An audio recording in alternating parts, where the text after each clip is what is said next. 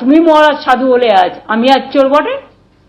বাবা, কয়লা থেকে হাওলা, বর্ডারের দায়িত্বে কে? BSF central government. কয়লার দায়িত্বে কে? CISF central government. প্লেনে কে আসছে বাইরের লোক, তার দায়িত্বে কে? কাস্টমস কার হাতে, অ্যাভিয়েশন কার হাতে, রেল কার হাতে? সব সেন্ট্রাল গভর্নমেন্ট।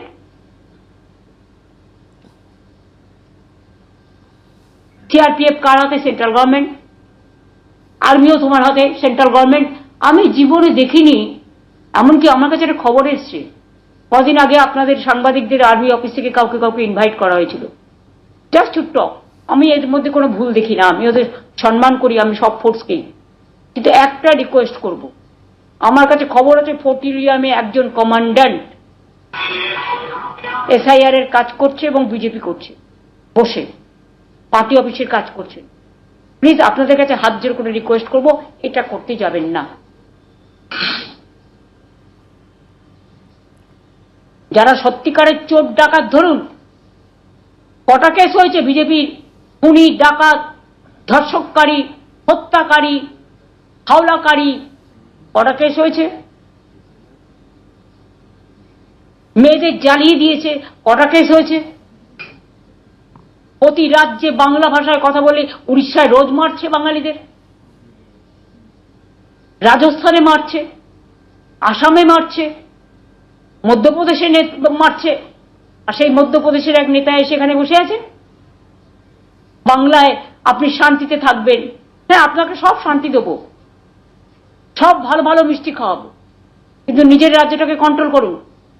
ডাবল ইঞ্জিন রাজ্যে বাংলার লোককে পেটাবেন, আর এখানে মানুষের ভোট বাদ দিয়ে ভাবছেন ভোট বাতিল করে ইলেকশন কমিশনকে ম্যানিপুলেশন করে আপনারা ভোট করবেন আর আমরা সবাই ললিপপ খাবো, এটা হতে পারে না।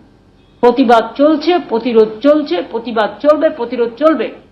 আমি সমস্ত বিএলএ 1, বিএলএ 2 সবাইকে এলাকায় নজর রাখতে অনুরোধ করব।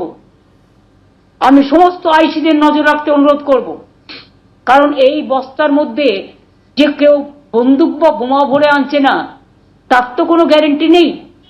আমাকে তো সিকিউরিটির পয়েন্টটাও দেখতে হবে। From the security point of view আমার রাজ্যকে শান্তি রক্ষা করতে হবে।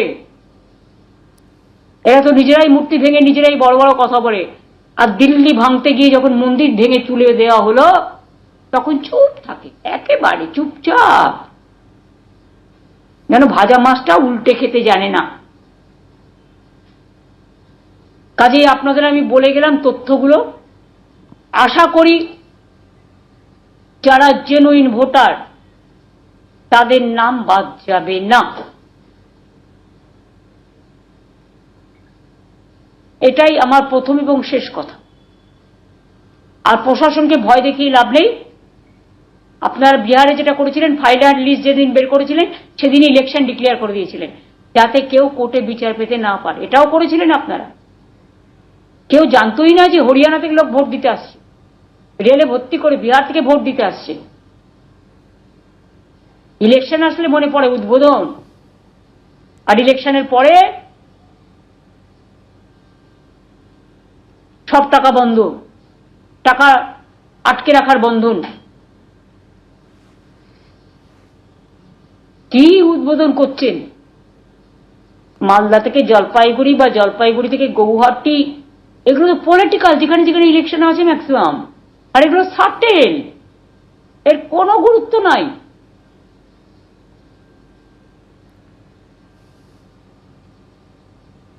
আমরা তথ্য সংগ্রহ করছি, এমন খবরও আমাদের কাছে আছে 2024-এ কিছু লোককে নিয়ে এসে এদিক ওদিক থেকে তাদের নামে কেয়ার সার্টিফিকেট একজন উড়িষ্যার অফিসার অ্যাপয়েন্টেড হয়েছিল, তিনি নাকি দিয়েছেন, কিন্তু পুলিশকে কোনো রকম কনসাল্ট করা হয়নি। আমাদের রাজ্য পুলিশ যে কোনো ক্যান নিয়ম হচ্ছে রাজ্য পুলিশ সার্ভে করবে, তারা রিভিউ করবে, তারা ক্রেডিবিলিটি দেখবে। আপনি নিজেই যদি চোর ডাকাতদের আমদানি করেন এবং তাদের বিনা কাজে রপ্তানি করেন ভোটের কাজে, তার দায়িত্ব কে নেবে? আমি কিন্তু দায়িত্ব নেব না, কারণ আমাদের কাছে কিন্তু আপনারা কোনো ইনফরমেশন দেননি। আমি চাই আমার মতুয়া ভাই বোনেরা সবাই ভোট দিক, রাজবংশী ভাই বোনেরা সবাই ভোট দিন। এর জন্য তাদের লেখাতে হবে না যে আমি 2024-এ বাংলাদেশ থেকে এসেছি। আর ওই কেয়ার কোনো ভ্যালু নেই, প্রফেশনাল এসব অন্য খেলা চলছে। আমি মতুয়া ভাই বোনেদের অনুরোধ করব, নিজেদের অধিকার নিজেরা ছিনিয়ে নিন, নিজেরা বিএলও অফিসে গিয়ে নাম জমা দিন যে আমার নাম কেন ওঠেনি, আমার নাম ওঠান।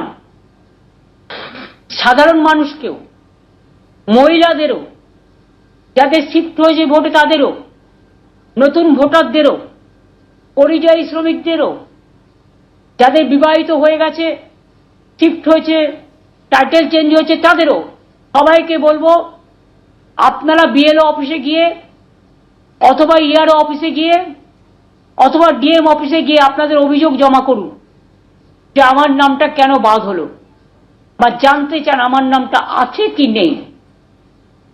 আর যখনই কেউ হিয়ারিং পাবেন, দয়া করে ওদের বলবেন যে আমি তো আমার যে ডকুমেন্ট দিলাম সেই ডকুমেন্টের রসিদ কোথায়।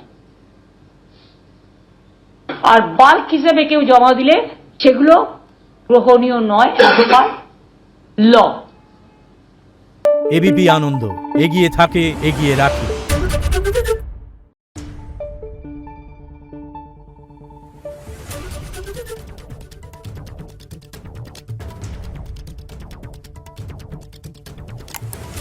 Thank you.